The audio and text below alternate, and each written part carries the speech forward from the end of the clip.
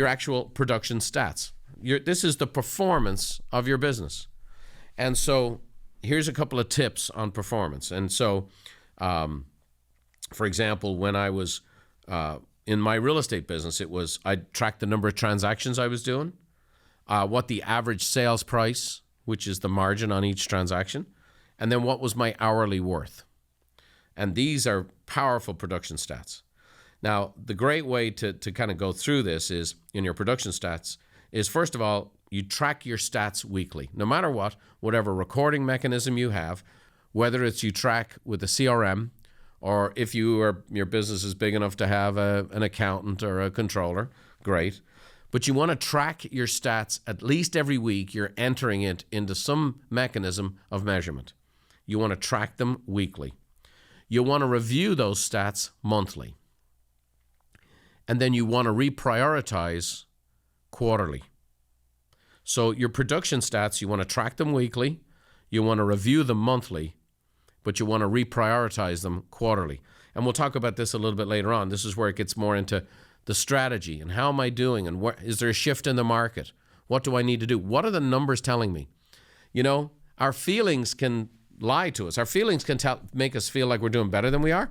Our feelings also sometimes make us feel that we're doing worse than we are. The numbers don't lie, right? The numbers just don't lie. You know, the facts tell and stories sell. Well, when it comes to your business, you don't want to sell yourself a story. And so an example for me was, when I was a practicing real estate agent, I'd have the number of transactions I was trying to do, how many transactions, and for me it was 8 a month that was kind of my Mendoza line. I would do 8 deals a month, and I always enjoyed kind of beating that goal. What's the average sales price? Because in my case in real estate, I could make more money by selling a more expensive home. So I wanted to raise my average sales price, and I intentionally pursued that. And then lastly, I wanted to keep track of my hourly worth, and this is for everybody. So I'll share with you the formula I used then. It's the same formula I use today. It'll be a great formula for all of you.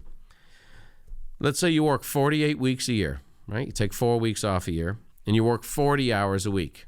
And I know many of you are working more than 40 hours, but maybe you're not working 48 weeks. 48 weeks at 40 hours is 1,920 work hours in a year.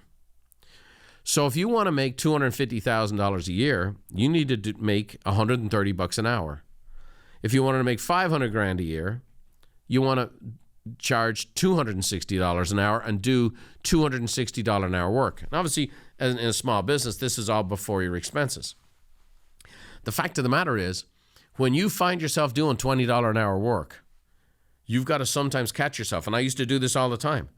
Okay, Brian, you're paying yourself $400 an hour right now to do this admin task, or you're spending $400 an hour. Sometimes you just like the feeling of being busy. You know, I'm a tradesman's son, so I like to work with my hands. I remember sometimes I'd get caught up in my real estate signs fell down, and I'd have real estate signs in the back of my car, and I'm hammering in these signs or doing this stuff, which is fine. And the fact that I'm willing to do it is great. And sometimes I just needed a break in the day.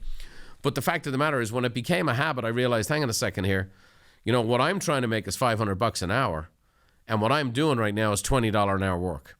So would I pay somebody $500 an hour to put a sign in the yard? Absolutely I wouldn't. But I was paying myself that.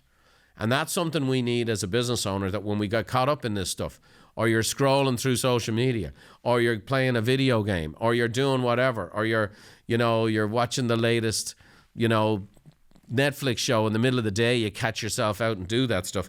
You're paying yourself that kind of hourly rate to do that stuff. So it's just a real sobering type dynamic. Again, my mentor, Jim Rohn, he said a quote one time I wrote down. I've never forgotten it. 30 years ago, he said, Brian, we don't get paid for the hour. We get paid for the value we bring to the hour. Peter Drucker said, what gets measured gets managed. So we got to be tracking our stats. Bill Gates said, know your numbers. It's a fundamental precept of business. So you got to track your production stats weekly. You got to review them monthly, then you prioritize them quarterly. Thanks for watching.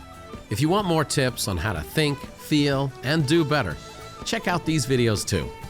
Oh, by the way, don't forget to subscribe to the channel and leave us a like if you enjoyed the content.